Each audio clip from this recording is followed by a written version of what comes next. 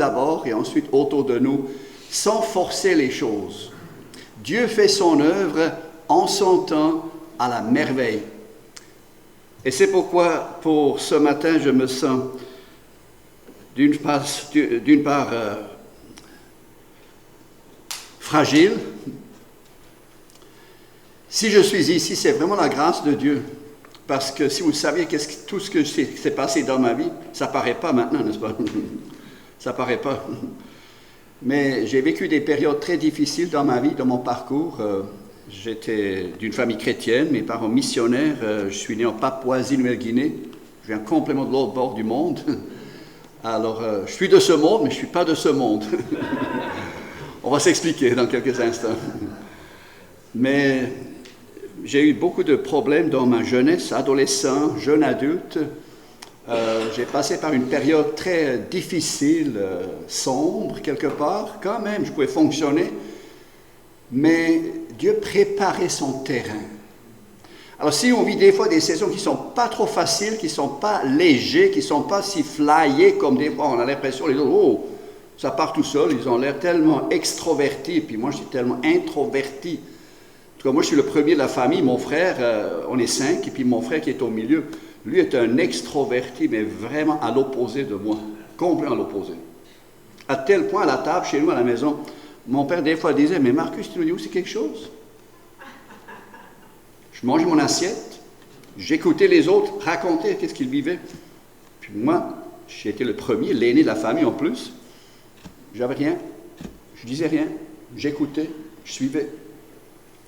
Et juste pour je ne suis pas là pour raconter des histoires maintenant, mais quand j'étais jeune, j'étais jaloux de mon frère parce que lui entretenait toute une tablée d'ados, de jeunes adultes, de personnes matures. Il les entretenait légèrement, facilement, et puis moi, j'étais plus âgé que lui. Rien à dire. Mais j'ai eu ma leçon. J'ai eu mes leçons. Et Dieu m'a montré combien j'étais pas capable de faire une vie chrétienne. Pas capable. Pourtant, je voulais, j'étais consacré, j'étais décidé. J'ai reçu le Seigneur à l'âge, à peu près, je me suis décidé, selon mes souvenirs, à l'âge de 4-5 ans, pour suivre le Seigneur, assez jeune, avec les connaissances qu'on a à cet âge-là, bien sûr. Et ensuite, j'ai continué, et puis à l'âge de 12 ans, je me suis rendu compte de quoi est-ce que je suis vraiment né nouveau. Qu'est-ce que c'est ça, être né nouveau? N'est-ce pas, à l'âge de 12 ans, pré-ado. Les questionnements m'ont ramené dans les Écritures. Heureusement. Mais malgré tout, c'était après que cette période difficile est arrivée, où j'avais vraiment des périodes où je doutais de mon salut. Je n'étais pas sûr que j'étais sauvé. Jour après jour, j'étais dans un découragement, un doute. Est-ce que j'étais vraiment sauvé? J'étais vraiment déprimé. Pendant peut-être 10 à 15 ans, c'est pas long, c'est pas court hein, à cet âge-là. 10 à 15 ans environ, ça a duré, jusqu'au début de notre mariage encore. Et là, Dieu est intervenu d'une façon très simple, rien de spectaculaire, rien d'extraordinaire. Il est intervenu un dimanche matin, on était à une conférence, Dieu est arrivé dans une révélation très simple. Je venais juste me réveiller. Et je connaissais mon train-train de réflexion, j'étais perfectionniste. Vous savez ce que c'est? Alors, j'étais jamais à la hauteur, je fournissais jamais, j'étais jamais ce que je devais être et je voulais être non plus. Alors, à ce moment, ce dimanche matin, on était en conférence, je me réveille et tout d'un coup, comme si Dieu avait allumé un switch. Et c'était une vérité très simple qui s'est révélée à moi, qu'on va voir dans quelques instants. Je ne vais pas le sortir maintenant, on va le voir dans quelques instants. Donc, je vous invite à ouvrir avec moi, on veut regarder un texte qu'on a déjà vu vendredi soir, pour ceux qui étaient là vendredi soir, c'est Josué chapitre 1. Josué chapitre 1 comme texte, et nous allons regarder comment les Écritures répondent merveilleusement à ces histoires passées. C'est vrai, c'est passé, c'est pas récent, mais ça a toute une portée pour nous dans l'actualité, même jusque sur le territoire et le terrain en Palestine, en Proche-Orient, sur le territoire d'Israël. Donc, je ne veux pas prendre le temps ce matin de développer. Ça, c'est tout un autre sujet à développer, à regarder dans les prophéties, dans les Écritures, dans le futur, etc. Bref, ce que j'aimerais faire et ce que je souhaite faire, c'est plutôt pointer sur le texte, et ensuite voir qu'est-ce que les Écritures répondent spirituellement par rapport à ces versets-là. Donc nous allons lire les quelques premiers versets de Josué 1. Josué chapitre 1, les versets 1 à 11. Oui, vous êtes bien équipés. C'est facile, donc vous pouvez même suivre sur l'écran. Merci. Alors, après la mort de Moïse, le serviteur de l'Éternel, l'Éternel dit à Josué, fils de Nun et assistant de Moïse, mon serviteur Moïse est mort, maintenant lève-toi, passe le Jourdain avec tout ce peuple pour entrer dans le pays que je donne aux Israélites. Tout lieu que foulera la plante de votre pied, je vous le donne, comme je l'ai dit à Moïse. Gardons le verset 3 bien à l'œil, tantôt on va revenir. Votre territoire ira depuis le désert et le Liban jusqu'au grand fleuve, jusqu'à l'Euphrate, tout le pays des Hittites et jusqu'à la mer Méditerranée, vers le soleil couchant. Personne ne pourra te résister tant que tu vivras. Je serai avec toi, comme j'ai été avec Moïse, je ne te délaisserai pas et je ne t'abandonnerai pas. Il y en a beaucoup de jeux, hein? Pour ceux qui ont pratiqué l'exercice ces derniers 2 jours, vous êtes déjà en train de faire les petits marquages, les petits symboles de jeu. C'est l'Éternel, n'est-ce pas? C'est très riche de les faire ressortir. Maintenant, 6. Fortifie-toi et prends courage, car c'est toi qui mettras ce peuple en possession du pays que j'ai juré à leurs ancêtres de leur donner. Seulement, fortifie-toi et bon courage en te conformant fidèlement à toute la loi que Moïse, mon serviteur, t'a prescrite. Ne t'en écarte ni à droite, ni à gauche, afin de réussir où que tu ailles. Que ce livre de la loi, de la parole, ne s'éloigne pas de toi. Médite-le jour et nuit. Pourquoi jour et nuit? Pourquoi la nuit? Pourquoi pas seulement le jour? Oui, c'est tout le temps, mais pourquoi la nuit? Le jour, c'est bon, là on est éveillé, on est actif, mais pourquoi la nuit? Parce que notre esprit est en marche la nuit comme le jour. Et il y a une autre raison. Il y a une autre raison pourquoi c'est la nuit aussi. On est en repos, on n'a pas d'activité. Excellent. Puis il y a aussi une autre raison pourquoi la nuit. Dans les rêves. Dans les rêves. Oh, ah, voyez. Qu'est-ce qui se passe la nuit souvent plutôt que le jour? Oui? On rêve. En rêve. Et qui nous approche des fois? On a des drôles de visiteurs, des fois invisibles la nuit. En tout cas, moi j'en ai des fois. Je ne les souhaite pas trop. En tout cas, pas du tout. Mais malheureusement, la nuit, des fois, on a plus de visites. Je m'excuse le mot. Vous comprenez ce que je veux dire, n'est-ce pas? Des visites, des pensées qui nous arrivent, des choses qui nous reviennent à l'esprit. Et puis c'est plutôt la nuit, des fois, que le jour. Voyez? Donc j'ai besoin de garder, de maintenir et de focusser sur la parole de Dieu jour et nuit. Ne t'en écarte ni à droite ni à gauche afin de réussir où que tu ailles. Verset 8, que ce livre de la loi ne s'éloigne pas de toi. Médite-le jour et nuit pour agir avec fidélité conformément à tout ce qui est écrit, car c'est alors que tu auras du succès dans tes entreprises. C'est alors que tu réussiras. Ne t'ai-je pas ordonné? Fortifie-toi et prends courage. Ne sois pas effrayé ni épouvanté, car l'Éternel, ton Dieu, est avec toi où que tu ailles. Josué donna cet ordre aux officiers du peuple. Parcourez le camp, et voici ce que vous ordonnerez au peuple. Préparez-vous des provisions, car dans 3 jours, vous passerez le Jourdain pour aller conquérir le pays dont l'Éternel, votre Dieu, vous donne la possession. Prenons un instant de prière, que Dieu nous éclaire. Oui, Seigneur Jésus, nous sommes ici devant toi. Comme on a chanté, comme on a entendu déjà, comme on a prié déjà, merci que tu es présent. Et pas seulement ici, tu es présent même à la maison, en route, à l'école, au travail, peu importe où que nous sommes. Tu es présent et merci que tu nous parles. Merci de me parler, merci de nous ouvrir l'intelligence aussi ce matin, afin que nous comprenions mieux ton message, le message de ton amour, le message de ta grâce, le message de ton secours, car c'est impossible pour nous, Seigneur, tu sais combien nous n'avons aucun moyen par nous-mêmes. Et tu me l'as montré, et tu me l'as montré aussi. Et je te dis merci beaucoup pour que je me tourne vers toi, que je m'attends à toi et que tu puisses nous bénir maintenant ensemble. Amen.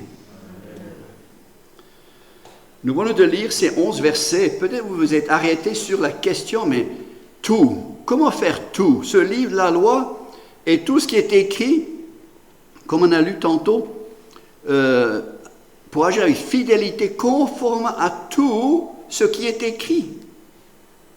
Et c'est possible. Pour nous, les humains, c'est impossible. Et c'est pourquoi nous avons l'Évangile. C'est la raison pourquoi Dieu s'est révélé à travers l'Ancien et le Nouveau Testament pour nous démontrer qu'on était définitivement pas capable. Définitivement. Ça, c'est déjà une grande leçon dans la vie. Lorsqu'on fait faillite spirituellement, vous comprenez? La faille spirituelle ou l'échec ou le point où on est rendu, c'est finalement le message de la croix où Jésus vient nous rencontrer, pas dans notre meilleur, mais dans notre pire état. J'ai entendu cette vérité-là, je le trouve ça tellement précieuse. Je la garde pour moi et je la partage pour d'autres. Jésus est venu nous rencontrer, est venu faire alliance avec nous, pas dans nos meilleurs, mais dans notre pire état. C'est complètement différent de nos relations d'aujourd'hui. Lorsque deux se fréquentent, ils se présentent le meilleur ou le pire de leur face. Mais oui, on veut gagner l'autre, n'est-ce pas? Mais Dieu nous connaît plus que nous connaissions nous-mêmes.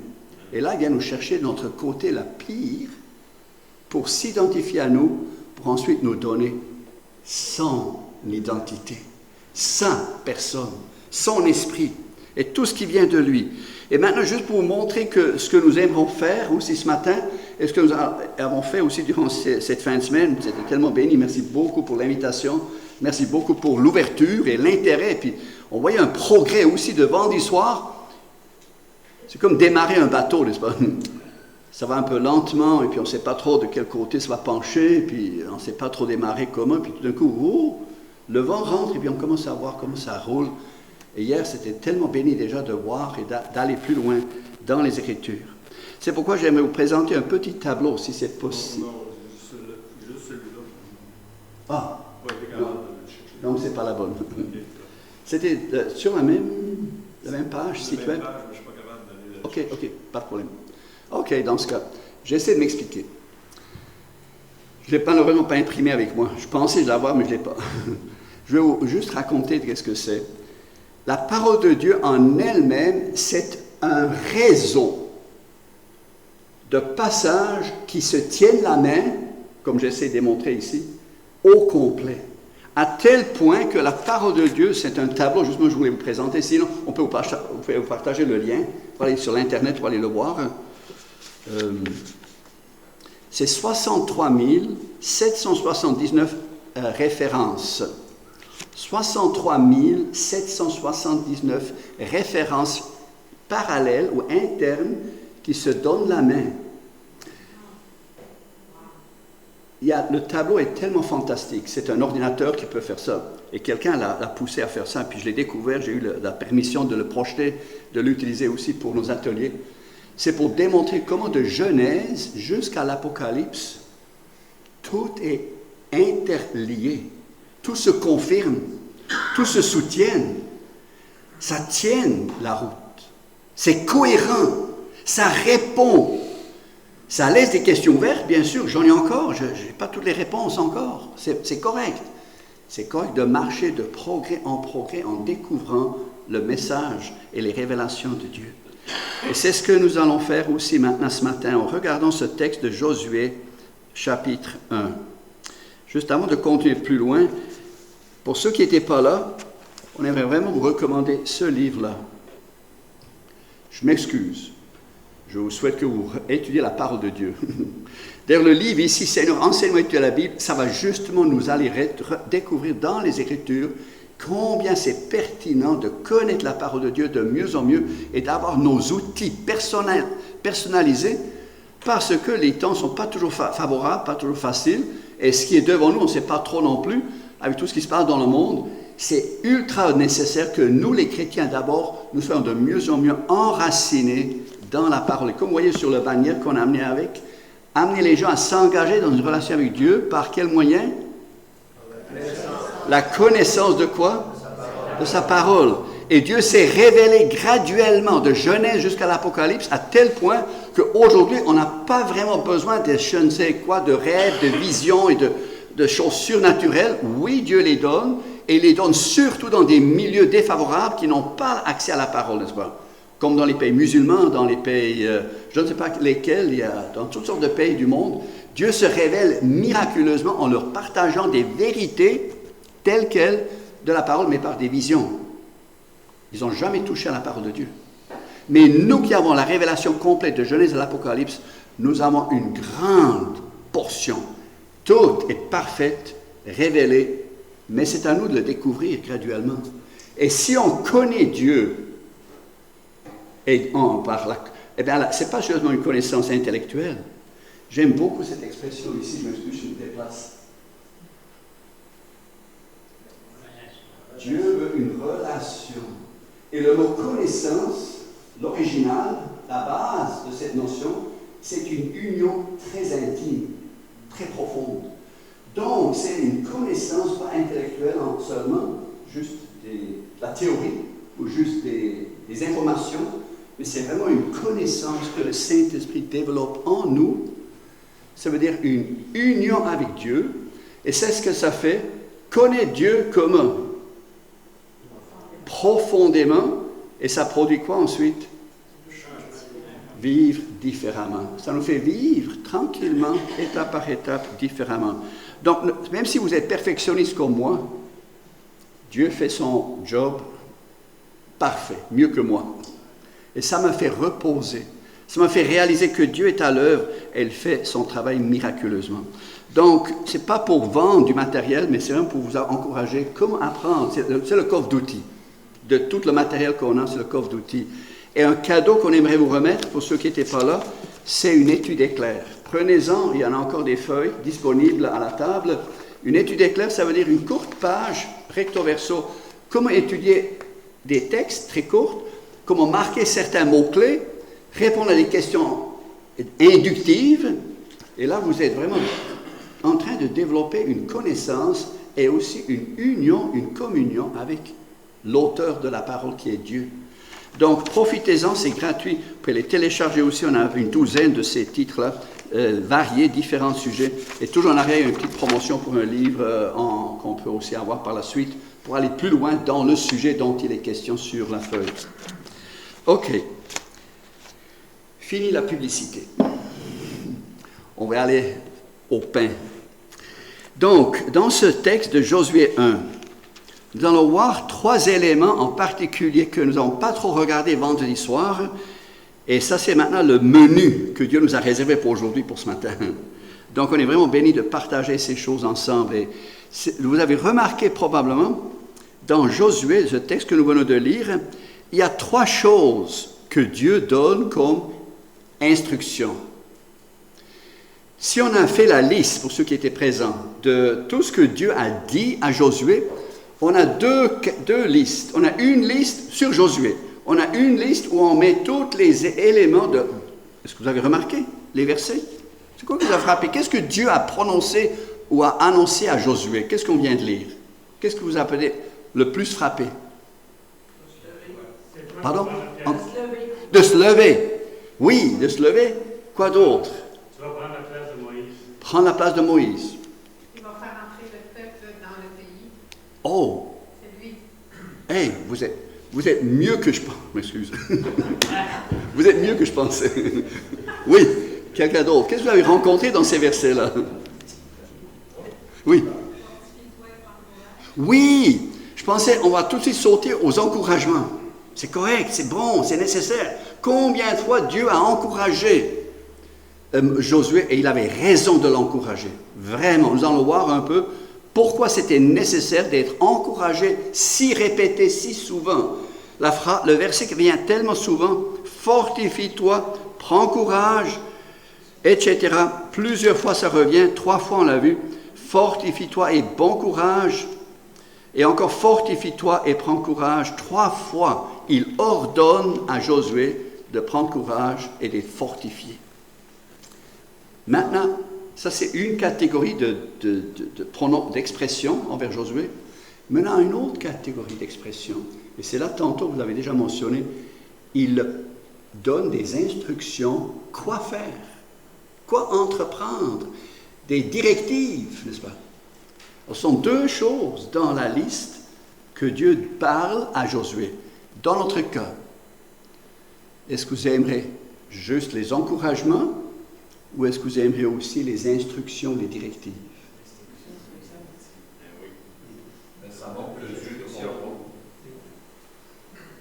On a besoin des 2.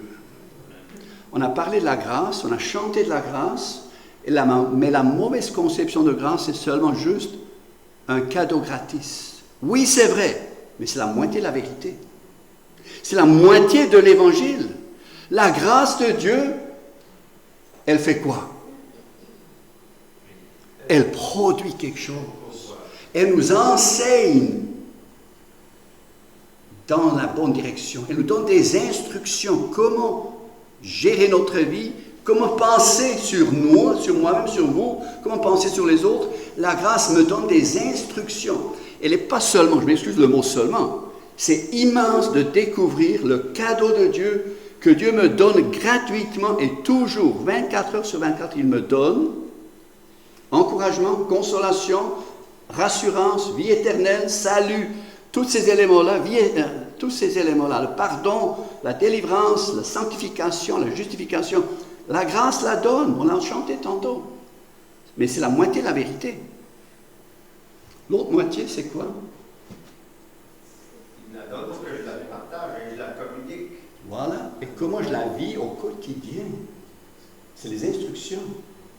Donc, on a besoin des 2 parties. Maintenant, si on ne fait que juste instruire et enseigner les chrétiens de comment vivre une vie chrétienne, on tombe peut-être facilement dans le légalisme. Parce que les gens vont commencer à vraiment vouloir produire une vie chrétienne. Au lieu de dépendre, j'essaie de le démontrer un peu de cette façon-là, au lieu de dépendre de la grâce. Et c'était mon problème. C'est exactement mon problème. Je voulais tellement faire une bonne vie chrétienne, modèle, fils d'un pasteur, fils de missionnaire. Voyons donc, on devrait être bien affiché, puis faire une bonne allure et tout. Puis moi, de moi, comme personne, je voulais le faire aussi. Je voulais combler mes attentes. Et Dieu m'a fait décevoir parce qu'il m'a fait réaliser, Marcus, tu vas d'abord apprendre à dépendre de ma grâce et non pas de tes moyens de faire une vie chrétienne. Est-ce que vous comprenez ce que j'essaie de partager? Parce que c'est tellement important que ces 2 choses vont ensemble, mais pas sans l'autre, n'est-ce pas? Si l'un va sans l'autre, seulement cette partie-là, instruction, la façon de vivre une chrétienne, on est dans le légalisme. On fait une très bonne religion, on fait une très belle affiche, on peut s'habiller comme des chrétiens, vivre comme un chrétien. Mais c'est un cochon, je m'excuse l'expression, c'est comme un cochon, un chien qui essaie de vivre comme un agneau. Il va faire comme un agneau, mais lorsque tu lui marches dessus, qu'est-ce qui sort? Le chien. Mais un agneau qui est un vrai agneau, il va faire quoi lorsque tu lui marches dessus? Il crie comme un agneau. Il va faire comme un agneau, il va pousser de la laine comme un agneau. Alors, voyez, c'est ça. Si on inverse les choses, on va mêler les affaires. C'est tellement important de garder ces choses bien claires et de les découvrir dans les Écritures de mieux en mieux et ne pas les mêler. Donc, ce qui est grâce, c'est toujours à l'origine de tout. La promesse de Dieu, la vérité de Dieu, Jésus-Christ, il veut être toujours à l'origine, à la racine de tout. Pour m'apprendre ensuite, Marcus, tu peux reposer sur moi pour suivre mes instructions, pour marcher d'une façon chrétienne, pour jouir de ma plénitude dans tes difficultés de la journée, des soucis, des inquiétudes, des faiblesses. Et c'est ça que nous allons voir maintenant à travers ce texte. Alors il y a 3 points que nous allons regarder, c'est le verset 2, 3 et 6. Les instructions que Josué reçoit, dans le verset 2, qu'est-ce que Dieu lui dit? lève-toi, passe le Jourdain avec tout ce peuple pour entrer dans le pays que je donne aux Israélites. Ça, c'est le premier point. Passe le Jourdain. Le deuxième point, on va y revenir. Le deuxième point, c'est le verset suivant, 3. La façon de procéder. Regardez la façon que Dieu donne, les instructions détaillées. Comment procéder pour prendre possession? Verset 3. Tout lieu que foulera la plante de votre pied, je vous le donne, comme je l'ai dit à Moïse. Pour moi, ça c'est presque le meilleur de ces trois choses. On va revenir là-dessus pour s'expliquer comment ça se fait bibliquement. Et la troisième chose, c'est le verset 6. Encore une fois, fortifie-toi et prends courage, car c'est toi qui mettras ce peuple en possession. Ça veut dire, vous allez posséder ce terrain, vous allez y habiter, vous allez vous installer, ça vous appartiendra, vous serez en possession pour gérer ce pays-là. Donc, le premier point, revenons maintenant sur le premier point, verset 2. D'abord et avant tout, lève-toi, passe le Jourdain. Et maintenant, ce qu'on a vu ensemble, qu'est-ce qui est important dans l'interprétation? Pour faire une bonne interprétation, il faut considérer quoi? L'observation. Pardon? L'observation. L'observation toujours, mais un élément particulier doit être toujours mis en place pour faire une bonne interprétation. Le qui, oui, les personnes. Bon, ça c'est toutes des questions générales pour approcher le texte. Excellent! Vous êtes des très bons étudiants. Si vous tournez les yeux, puis on a le tableau en arrière. L'interprétation, le premier mot. Est-ce que vous pouvez le lire? Le premier mot qui est écrit derrière interprétation, sous interprétation. Contexte. Bravo. Pour faire une bonne interprétation de n'importe quel sujet, il ne faut jamais manquer de considérer, de chercher, développer le contexte. Soit le contexte immédiat, soit le contexte global, général. Alors, ici, c'est quoi le contexte? Le peuple d'Israël est en chemin. Ils viennent sortir d'Égypte. Ils viennent de passer 40 ans dans le désert parce qu'ils ont manqué leur shot. Il y a 40 ans, ils ont manqué leur entrée dans le pays promis parce qu'ils ont quoi? Douté. Et ils n'ont pas cru que Dieu serait capable de les faire rentrer dans un terrain qui était habité par des géants.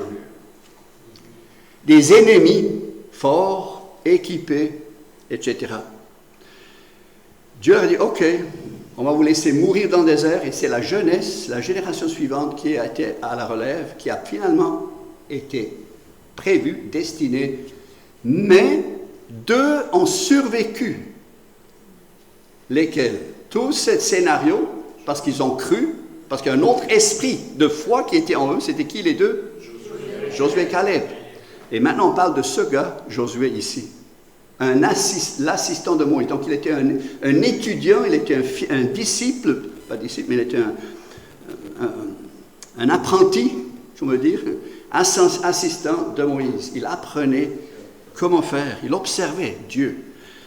Et maintenant, ils sont rendus à la porte de ce territoire-là. Ils sont dans le désert encore, ils sont entre les pays, vous voyez, entre les deux, entre les ennemis. C'est pas bon à rester. Et c'est dans cet endroit-là que Dieu intervient, en plus que Moïse vient mourir. Voyons, on ne peut plus continuer avec Moïse. Si Moïse n'est plus là, on ne peut plus fonctionner. Exactement. Dieu avait déjà dit d'avance, pour des bonnes raisons théologiques, Moïse ne rentrerait pas. Il l'a vu, mais il n'est pas rentré lui-même. Dieu ne voulait pas que la loi nous fasse rentrer. J'ajoute une petite notion.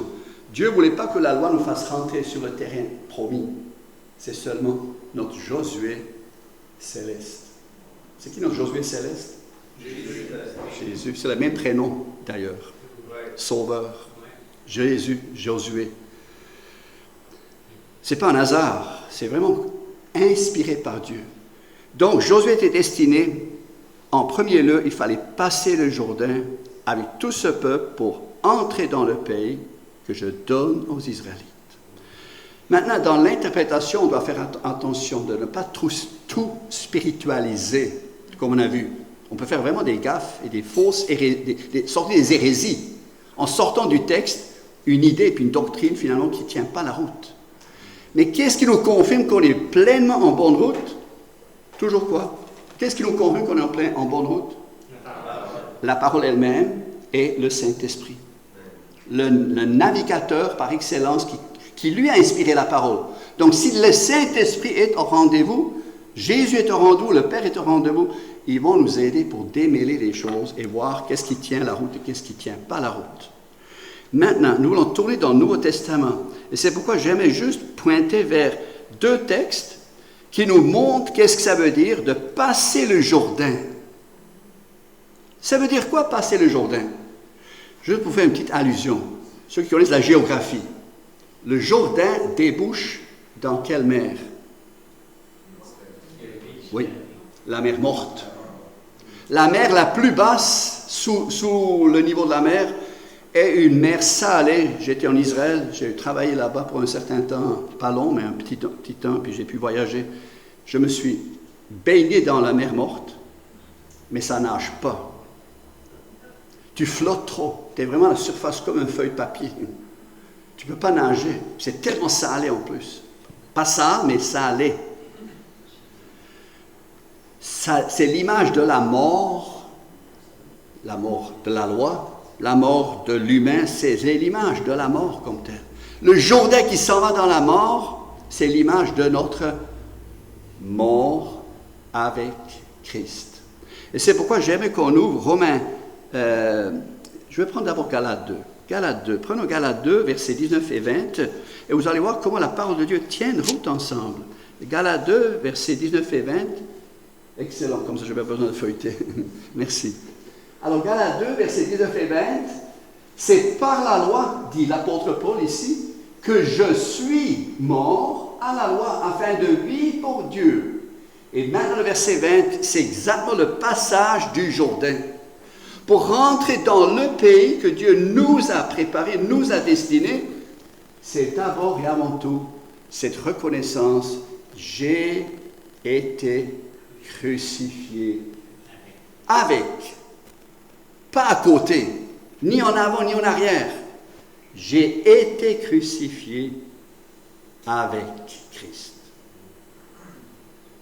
Et si je vis, ce n'est plus moi qui vis, c'est Christ qui vit en moi. Et si je vis maintenant dans la chair, je vis dans la foi au Fils de Dieu qui m'a aimé, qui s'est donné, qui s'est livré lui-même pour moi. Il y a déjà beaucoup de choses là-dedans. J'aimerais juste qu'on retienne le point principal. J'ai été crucifié avec Christ. Pour revenir à mon histoire, ce matin, dimanche matin, j'étais dans mon lit. Dieu a allumé le switch et m'a montré, Marcus, tu es crucifié avec Christ. Vous comprenez? Je ne sais pas vos noms à tous. Mettez votre nom à vous.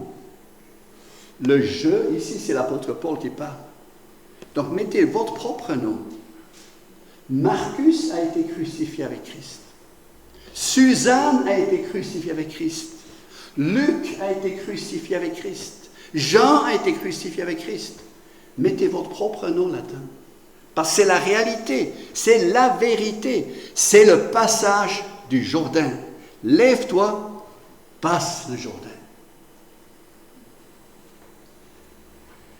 Et c'est exactement la révélation, tôt ou tard, que Dieu veut nous donner de passer ce Jourdain. De reconnaître, oui, je reconnais, j'accepte, c'est l'Évangile, je suis crucifié avec Christ. Est-ce que j'ai besoin d'avoir des sensations? Non. Dieu n'a jamais dit qu'il faut avoir des sensations. Si Dieu le dit, qui a raison? C'est moi ou lui? Ça m'a démêlé pas mal dans des conflits que j'avais dans ma conscience, dans mon esprit. Et c'est moi qui ai raison, et tous mes arguments, et toutes mes pensées, et tous mes sentiments, et toutes mes expériences, ou est-ce que c'est Dieu qui a raison? Toujours Dieu, toujours Dieu. Et ça m'aide à sortir de toutes sortes d'angoisses et de pression et de compression. Seigneur, merci pour cette vérité-là. Tu, Jésus, m'a fait passer à travers le Jourdain. Donc c'est le premier acte. Lève-toi, passe le Jourdain avec tout ce peuple pour entrer dans le pays que je donne aux Israélites. Maintenant, le détail, le texte nous dit un peu plus loin, juste pour vous rappeler, l'eau du Jourdain déborde par-dessus toutes ses rives durant tout le temps de la moisson. L'eau qui descend s'arrêta et s'accumula à une très grande distance près de la ville d'Adam, qui est située à côté de Tsartan, etc. L'eau était tellement ça débordait. Et finalement, ça a reculé, s'est arrêté plus haut, ça a monté, ça a refoulé l'eau, et en bas, ça s'est écoulé vers la mer Morte. Et ça faisait un passage miraculeux. Il passait à travers le Jourdain sans passer par l'eau. C'est une image, c'est une illustration. Nous avons été crucifiés avec Christ sans avoir touché au bois. Vous comprenez? Sans avoir été cloués, vissés sur un bois. Vous comprenez? C'est la réalité de Dieu. Donc c'est un privilège de reconnaître et de faire valoir dans notre vie ce passage du Jourdain. Maintenant, le deuxième, je vais aller plus loin, on a le deuxième point, c'est le verset 3 de notre texte, Josué 1. Nous avons vu la façon de prendre possession du terrain. Et c'est ça, pour moi, c'est une des meilleures explications que Dieu nous donne dans les Écritures. Comment prendre possession de tout ce que les Écritures nous enseignent? Il dit ici, verset 3, « Tout lieu que foulera la plante de votre pied, je vous le donne, comme je l'ai dit à Moïse. » Ça veut dire quoi, en d'autres mots? Si Dieu dit à Josué, « Tout lieu que foulera la plante de votre pied », il faut entreprendre quoi? Tout lieu que foulera la plante de votre pied, je vous le donne. Pas au-delà. C'est vrai, tout était donné, tout était leur accordé, c'est la plénitude, c'est les dimensions complètes qui leur a été données. Mais il y avait quoi dans ce territoire-là? Qui habitait ce territoire-là avant qu'ils arrivent? Plein d'ennemis. Et des ennemis, j'aime juste rappeler pour ceux qui prétendent, malheureusement, il y a des gens qui prétendent à tort et à travers, qui ne connaissent pas les Écritures, comme on doit les connaître, ils prétendent que Dieu enseigne le génocide. Jamais le cas, jamais. Dieu a dit à Abraham, il a dit dans Genèse 15, je veux juste citer pour qu'on sache que ça tient la route, Jean 15, Dieu a dit à Abraham, au verset 16, ce n'est qu'à la 4e génération qui reviendront ici, car la faute des Amoréens n'est pas encore à son comble. Genèse 15, 16. Dieu a déclaré déjà longtemps d'avance que ça retardera cette installation, cette prise de possession de ce territoire-là, va retarder. Il donne une date, il donne des années de au moins 400 ans. Au moins 400 ans que Dieu va retarder l'entrée du peuple d'Israël, le peuple juif, sur le territoire, parce que leur péché, leur corruption n'était pas rendue à son comble, n'est-ce pas? Qu'est-ce que les Amoréens et puis les populations de cette région-là faisaient? Des choses horribles. Ils sacrifiaient leurs enfants, entre autres, ils sacrifiaient leurs enfants sur des autels en les brûlant pour adorer des divinités, des idoles. Aujourd'hui, je ne sais pas ce que l'ONU ferait. Si un pays offrirait ses enfants en holocauste, en sacrifice, en les brûlant sur des autels, devant des statues, devant des idoles.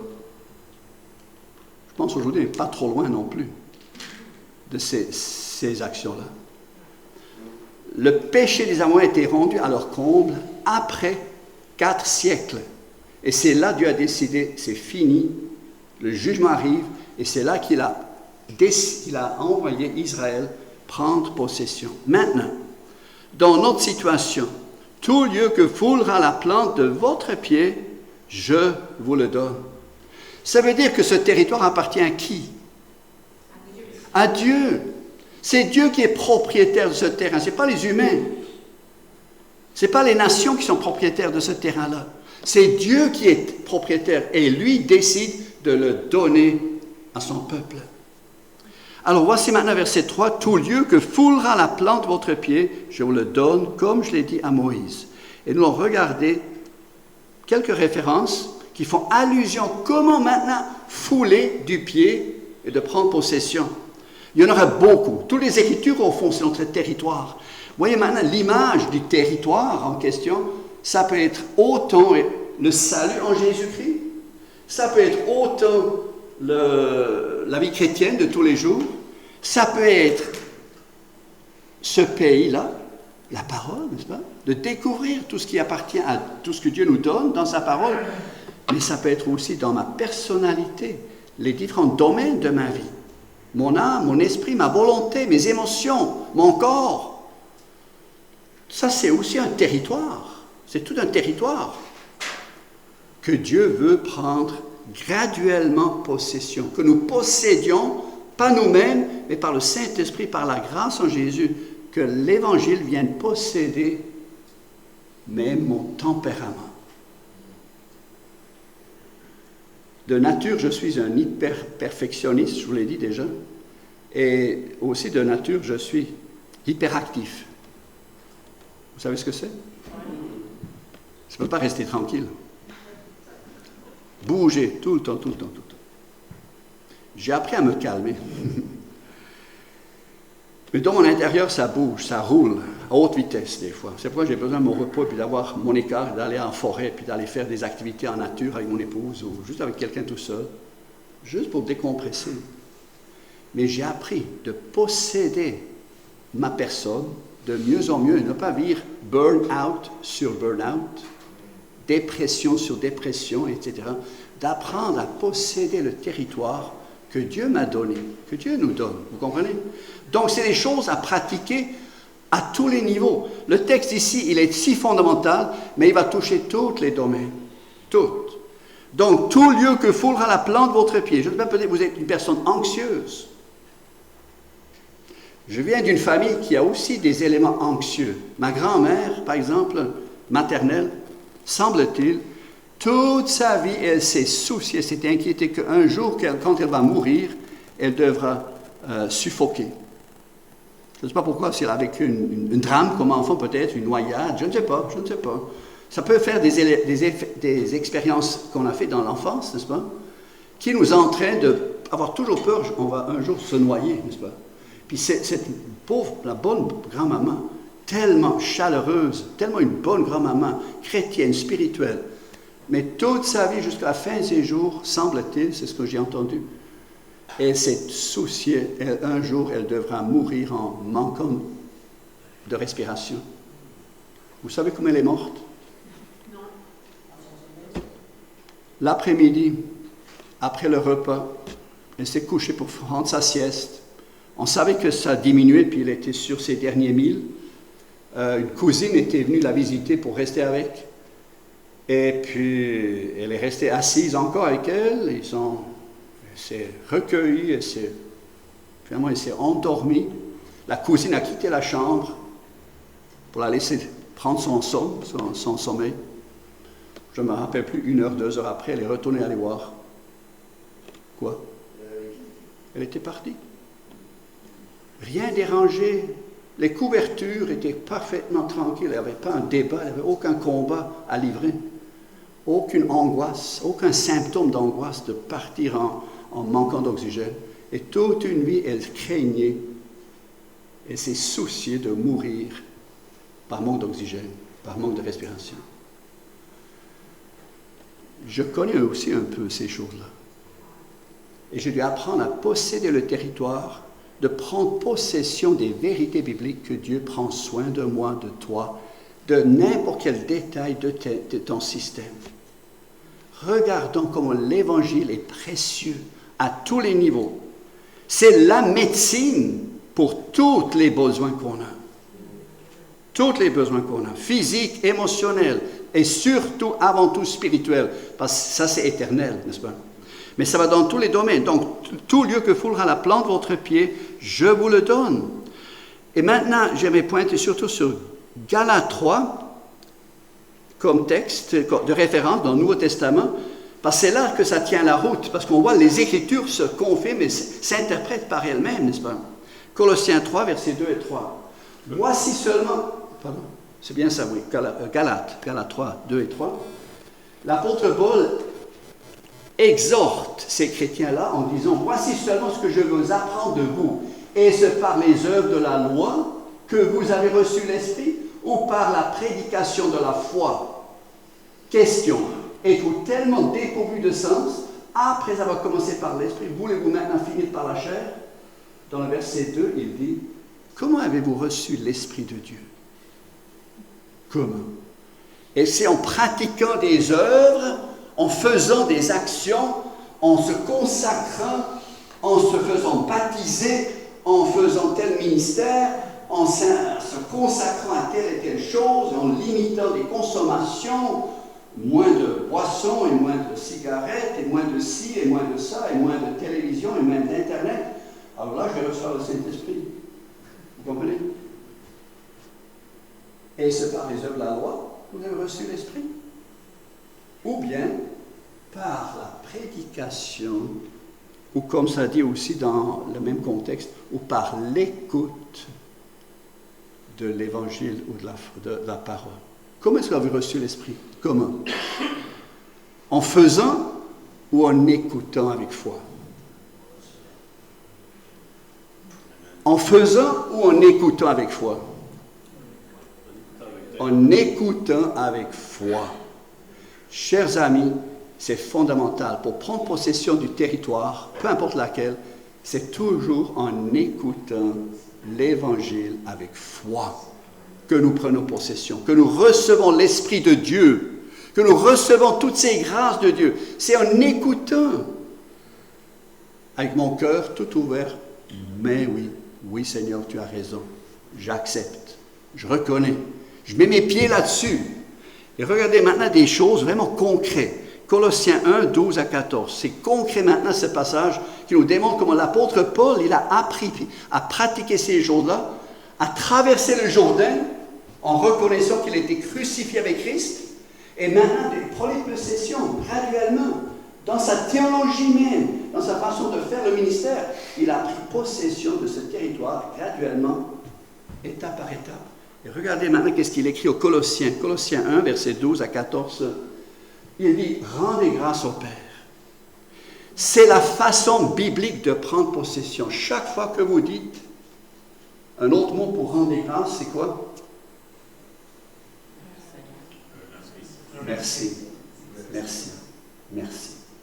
Chaque fois que vous dites merci, vous faites quoi? Au fond, vous déclarez, je viens recevoir. Comme enfant, on nous a appris de dire merci quand quoi? Quand on reçoit quelque chose. Dis merci au moins. Merci pour le souper. Merci pour le déjeuner. Merci pour le bon lit. Merci pour le linge. Merci pour l'argent. Merci pour le temps. Merci pour la belle soirée qu'on a passée ensemble, pour le bon jeu qu'on a pu jouer ensemble. Merci. Vous comprenez? Merci. Quand nous disons merci, c'est la façon spirituelle de faire exactement ce que Josué a fait avec son peuple. Chaque fois que je dis merci après un verset, je l'accueille, je la reçois, je prends possession, je rends grâce. Et regardez maintenant qu'est-ce que l'apôtre Paul instruit les Colossiens, comment prendre possession. Il dit, dites merci au Père qui vous a rendu. Et ça c'est un grand morceau. Vous a rendu capable. Moi j'étais incapable, vous vous rappelez? C'est mon témoignage. Incapable. Vous avez un devant vous qui a manqué sa route. Je n'ai pas réussi. Mais lui m'a rendu capable. Le Père m'a rendu capable. Mon papa m'a rendu capable. Oh les hommes, j'étais tellement béni cette fin de semaine, on avait plus d'hommes que de femmes. On apprécie toutes, les femmes, les hommes, peu importe. On les apprécie tous. Mais j'étais vraiment béni. Mais quand les garçons, les hommes reconnaissent qu'ils ont un bon papa, ça fait des vrais hommes. Et là, on devient des hommes matures, mais des hommes qui ne sont pas des machos, ils sont des hommes qui dégagent une autorité qui libère. une autorité qui aime, une autorité qui protège, une autorité qui a une direction, une vision, une perspective, n'est-ce pas? Rendez grâce au Père qui vous a rendu capable d'avoir part à l'héritage des saints dans la lumière. Il y aurait beaucoup de choses à dire là-dessus. Toutes les Écritures sont full là-dessus. De prendre part à l'héritage des saints dans la lumière. Ici-bas et surtout dans l'éternité.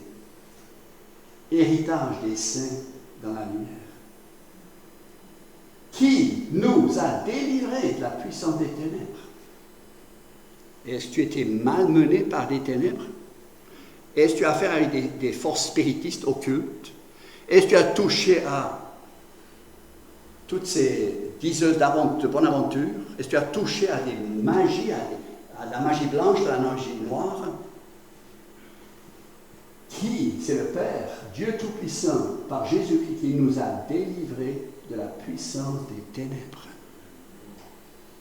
S'il vous plaît, réclamez, prenez possession de cette libération que le sang de Jésus nous apporte. Prendre possession, c'est dire merci, je l'ai. Même si ça ne me dit pas, même si je n'ai pas le sentiment de l'avoir. Qui a raison encore une fois? Mes sentiments ou bien la parole? Toute la parole. Bravo. Amen. C'est toute la parole qui a raison. Donc, si un combat dans ce domaine-là, des fois, ça ne passe pas très vite.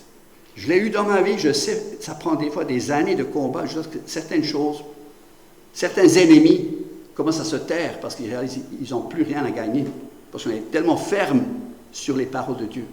Et juste un témoignage, je m'appelle d'une jeune fille qui était dans la drogue, qui était tellement déboussolée, elle mangeait n'importe quand la nuit, elle se levait n'importe quand, son rythme biologique déjà complètement à l'envers. Ça lui prenait des années de se stabiliser, d'être affermi dans sa personnalité et de même d'affronter certains milieux familiaux où il y avait justement des influences spiritistes, occultes, démoniaques, n'est-ce pas? Délivré de la puissance des ténèbres et nous a transportés dans le royaume du Fils de son amour. Est-ce que tu te sais aimer? Chers amis, accueillons-le, acceptons que dans notre vie, nous sommes des enfants bien-aimés. Nous faisons partie de ce royaume, de son Fils, et de ce royaume du Fils, de son amour, en qui nous avons deux choses très importantes. Une autre prise de possession, en qui nous avons la délivrance. Rédemption, ça veut dire délivrance, virgule, la rémission ou le pardon des péchés. Est-ce que ce matin, vous êtes là peut-être avec des culpabilités? C'est le deuxième point, le pardon. Mais le premier point, c'est quoi? La délivrance. Dans ma vie, j'ai mal compris ces choses-là. Je croyais toujours, j'ai besoin du pardon. Pardon. Mais il y a quelque chose avant le pardon. C'est la délivrance. La libération, le dégagement de ces emprises. Tellement important. Donc, en rendant grâce, je prends possession. N'importe quel sujet que je trouve dans les Écritures, en Jésus-Christ toujours, ça m'appartient, ça t'appartient. Et maintenant, juste pour compléter, la troisième chose, c'est tu mettras toi-même ce peuple en possession du pays que je vous donne. C'est le verset 6 de Josué 1, verset 6, ou le verset 3 aussi l'a mentionné, je vous le donne, vous recevez la possession de ce territoire-là et vous habitez maintenant ce territoire. Il y aurait des choses à dire, mais j'aimerais juste m'arrêter sur un texte dans Épître aux Hébreux 4. Vous allez voir, merveilleux. Pour compléter ce sujet de ce matin, Hébreux 4, le verset 8 et suivant. Voyez maintenant comment les Écritures sont interliées. Hébreux, l'auteur, c'est d'ailleurs le livre par excellence que Dieu a utilisé dans ma vie, par après, pour me donner une assurance totale, complète, ferme du salut en Jésus-Christ que je n'avais pas auparavant, si en méditant tranquillement l'Épître aux Hébreux. Alors, si vous voulez aller un peu plus loin dans votre vie chrétienne, allez fouiller, allez prendre possession, allez marcher dans le territoire de l'Épître aux Hébreux. Vous allez découvrir ces garanties que le Saint-Esprit veut vous découvrir des certitudes, des assurances qui sont au-delà de votre expérience subjective. L'Épître aux Hébreux, c'est vraiment une mine d'or. Regardez ce qu'il développe dans le chapitre 4. Car si Josué leur eût donné le repos, c'est ce que Josué n'a pas pu faire. Symboliquement, oui, mais vraiment, le repos n'était pas encore vraiment disponible parce que Jésus n'était pas encore arrivé. Car si Jésus leur eût donné le repos, il ne parlerait pas après cela d'un autre jour. Il y a donc un repos de sabbat qui n'est pas seulement un jour, mais qui est 7 sur 7, 24 sur 24, et qui est pour toute l'éternité, un repos de sabbat. Donc ne mêlons pas le sabbat biblique avec le vrai sabbat que nous avons en Jésus-Christ. Il y a donc un repos de sabbat réservé au peuple de Dieu, car celui qui entre dans le repos de Dieu se repose de quoi? De ses propres œuvres. De ses œuvres. Comme Dieu s'est reposé des siennes, efforçons-nous donc d'entrer dans ce repos afin que personne ne tombe en donnant le même exemple de désobéissance, comme le peuple d'Israël. Donc nous avons ici maintenant littéralement l'auteur, le Saint-Esprit, qui va faire le lien avec le Nouveau et le texte de Josué pour nous démontrer que Josué n'a pas pu amener le peuple au repos parce qu'il y avait un autre jour que tu avais réservé pour toi, pour moi, et qu'en Jésus, par la foi, nous entrons dans ce repos. Si vous regardez le contexte de ce chapitre, je ne l'ai pas fait maintenant, mais le contexte de ce chapitre 4 nous montre que nous qui croyons au présent, chaque fois que je place ma confiance sur des vérités en Jésus, je fais quoi? Je rentre dans son repos. À chaque jour, je rentre dans son repos en plaçant ma confiance sur son œuvre à lui, sur ses vérités à lui, sur ses promesses à lui, en marchant sur ses vérités par la foi.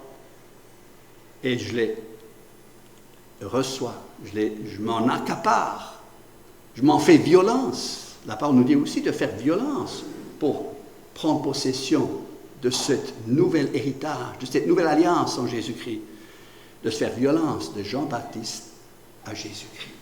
Donc, prenons possession, marchons, étape par étape, tous les âges que nous avons pour avancer et de vivre dans ces privilèges-là. Donc, fortifie-toi. Prends courage, car c'est toi qui mettras toi-même, par la grâce de Dieu, en possession du pays que j'ai juré à leurs ancêtres de leur donner. Et c'est pourquoi que ce livre de la loi ne s'éloigne pas de toi, médite-le jour et nuit pour agir avec fidélité conforme à tout ce qui est écrit, car c'est alors que tu mettras du succès dans tes entreprises, c'est alors que tu réussiras. Ne t'ai-je pas ordonné, fortifie-toi et prends courage, ne sois pas effrayé ni épouvanté, car l'Éternel ton Dieu est avec toi où que tu ailles. Moi j'ai noté dans ma Bible, Immanuel. Ça veut dire quoi, Immanuel? Dieu avec nous. Il est avec toi. On a chanté tantôt. Il est avec toi. Il est avec moi. Parce que je suis en Christ. Tu es en Christ. Tu as été crucifié en Christ. Tu es mort avec lui. Tu es ressuscité avec lui, en lui. Et tu es maintenant en possession de cet héritage que nous apprenons de mieux en mieux à gérer, à vivre de jour en jour. Merci beaucoup. Que Dieu vous bénisse. Prions ensemble. Seigneur Jésus, nous sommes tellement reconnaissants, tellement bénis. Oh Seigneur, tu es fidèle et combien tu es patient. Si toi, tu n'as pas exercé de la patience dans ma vie, je ne serais pas ici du tout, du tout.